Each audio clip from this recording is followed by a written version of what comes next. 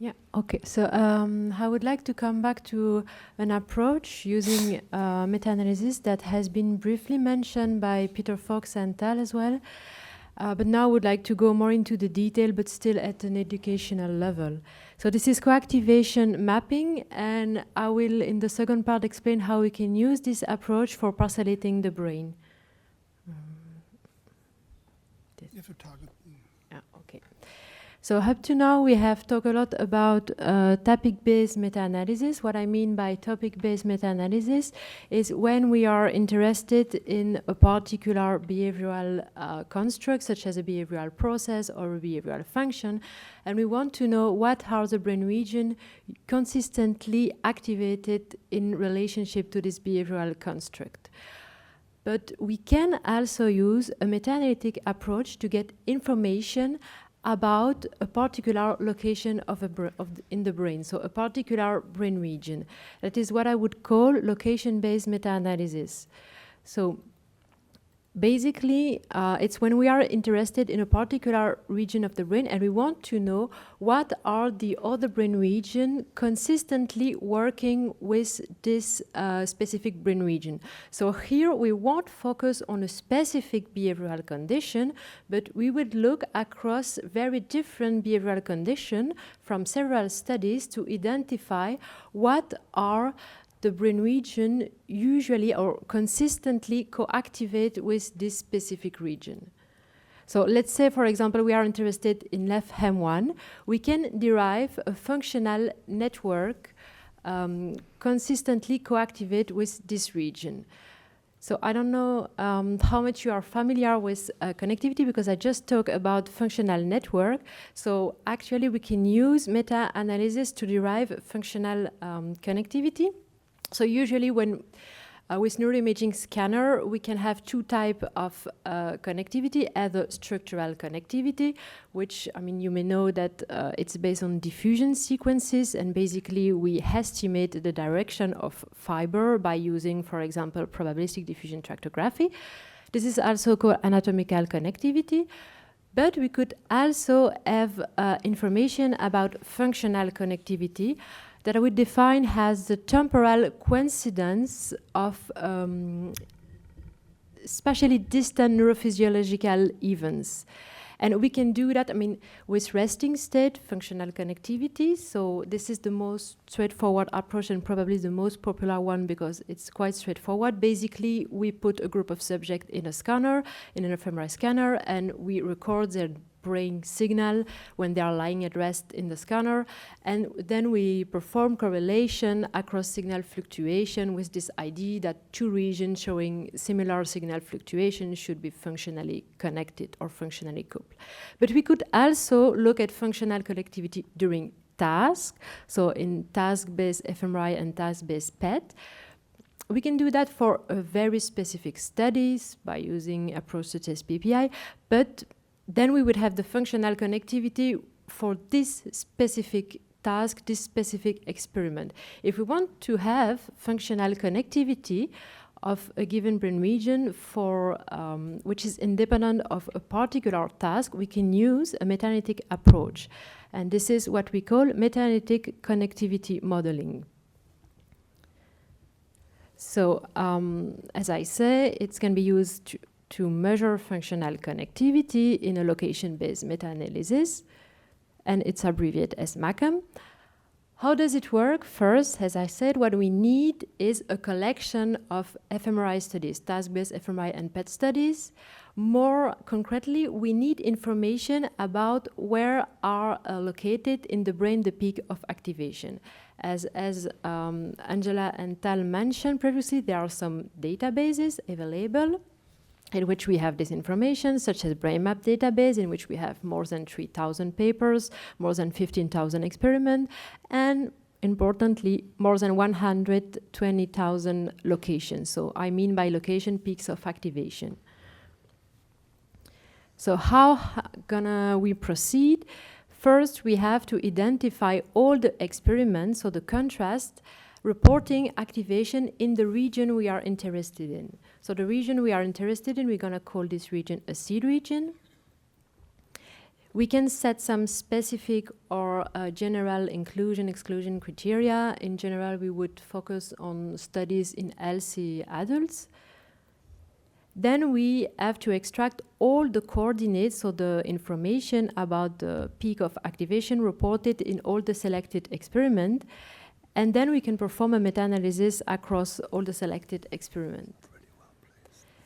So let's take a concrete example. Let's say we are interested in LEF-M1. So we want to know what are the brain regions consistently working across task, fMRI and task PET, with this particular region. So first, what we do is that we go into BrainMap database and we select all these experiments activating which have reported activation in left M1. We found 155 experiments. Then we have to extract all coordinates. And we do that for each study. Let's take this particular study, for example, contrasting movement versus no movement. And there are actually 15 activation peaks. For a given fMRI study, in general, we don't have activation in one specific region, but we have activation into different brain regions. And here, for example, we have this 15 peak of activation. We extract the information about where are those peaks located in the brain. And we will do that for all the selected experiments. That will give us this distribution of peak of activation or foci. So we have more than 2,200 activation peaks here. We can use the meta-analysis approach for first we model the uncertainty, and then we can derive the region significantly co-activate with left M1. So we can see here that we have a meaningful functional network for M1 as we have the left M1, as we have the right homotop region, we have the SMA, the right insula. And actually, if we compare this network derived from coactivation with network derived from resting state functional connectivity, we can see that we have a quite similar pattern. So I just show you that we can use meta-analytic connectivity modeling, so MACM, for deriving functional connectivity in a location-based meta-analysis approach. And now I would like to explain how we can use, in turn, this information, the information provided by this approach, for parcellating the brain. So the idea is that the brain has a topographical organization, so we can identify the brain can be divided into different brain regions and subregions. There are a lot of atlases already available, and for a given region, we can subdivide it into different functional, or here it's not functional, but different subregions. How is it possible? Actually, different regions have different characteristics. So, for example, if we look under the microscope, we can see that different regions will have different microstructural characteristics, such as different cytoarchitecture, but they would also have different engagement in behavioral functions. And more importantly, actually different brain regions show different connectivity pattern or connectivity profile. For example, we know that the anterior and the posterior hippocampus are engaged into two different functional networks. So it means that in turn we can use this information about functional connectivity for delineating different brain regions. How would we do that? So we can use, for functional connectivity, we can use meta-analytic connectivity modeling. So basically, if we have some broad regions, we can use an approach called connectivity-based parcellation for defining different subregions within those regions. So here is how it works, basically, with MACM. So first, we have to identify the meta-analytic connectivity modeling profile for each individual voxel within our region of interest. This will give us a connectivity matrix. Then we will examine the similarity or the dissimilarity, which is called distance, in the connectivity profile between each voxel within our region of interest. Then we can use a clustering approach for clustering the voxel according to this information. So the idea is that we would use algorithm which will put the voxels that are similar together and apart from other voxels showing a different connectivity profile.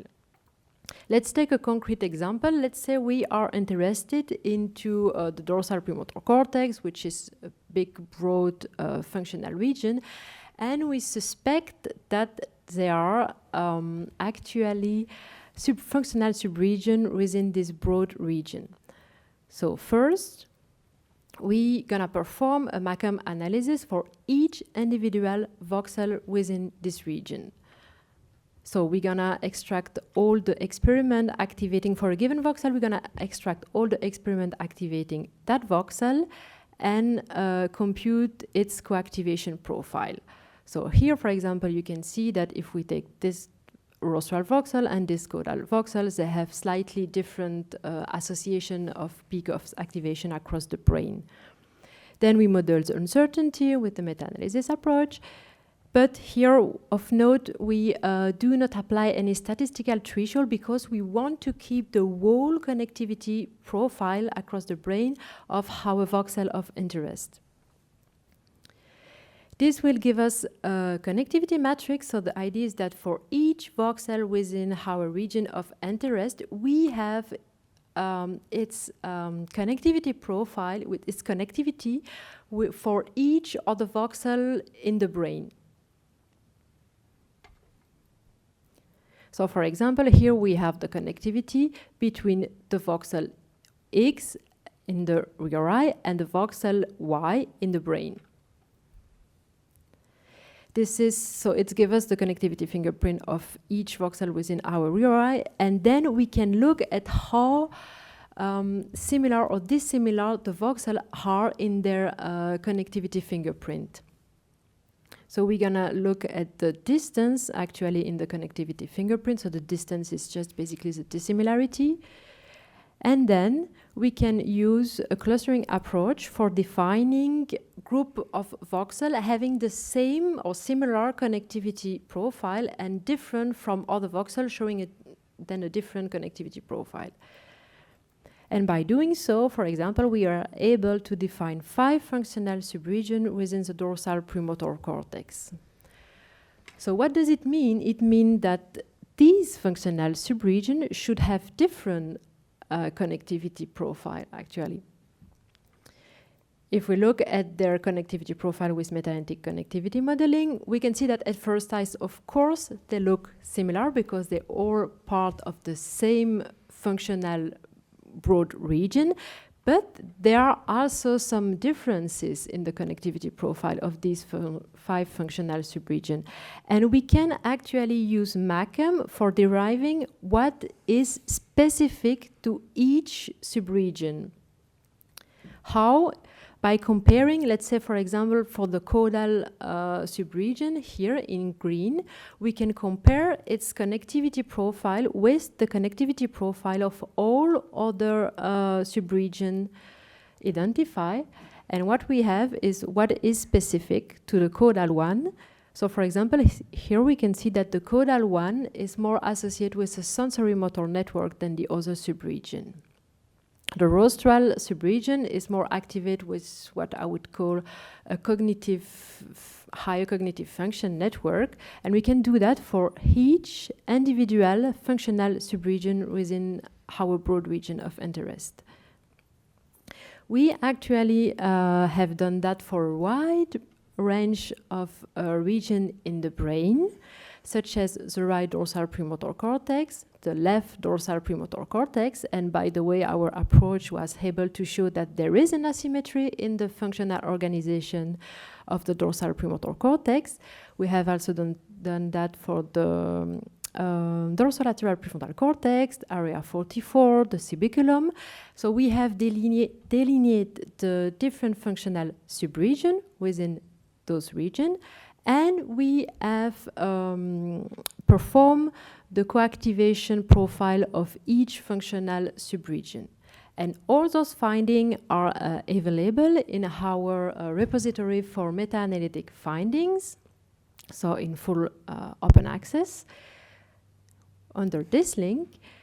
And this means that, for example, if you perform an fMRI experiment and you find activation in the dorsolateral prefrontal cortex, and you want to know whether it fits more to the anterior part or the posterior part, you can go to Anima, our database, and there you can directly compare your cluster of activation with the cluster reported in the meta-analytic study.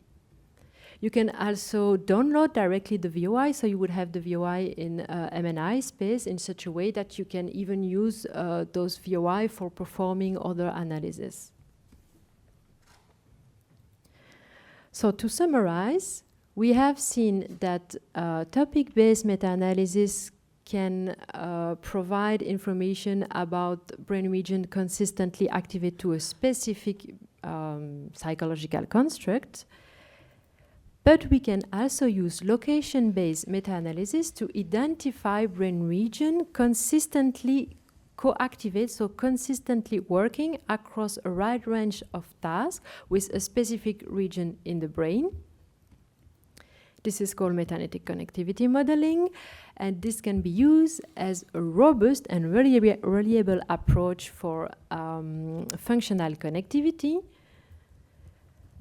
And this can, in turn, be used for parcellating brain region with a data in a data-driven fashion.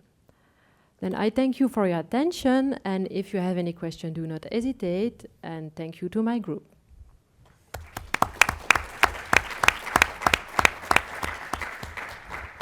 Thanks, Sarah. Any questions? I have one about, so what exactly is stored in Anima?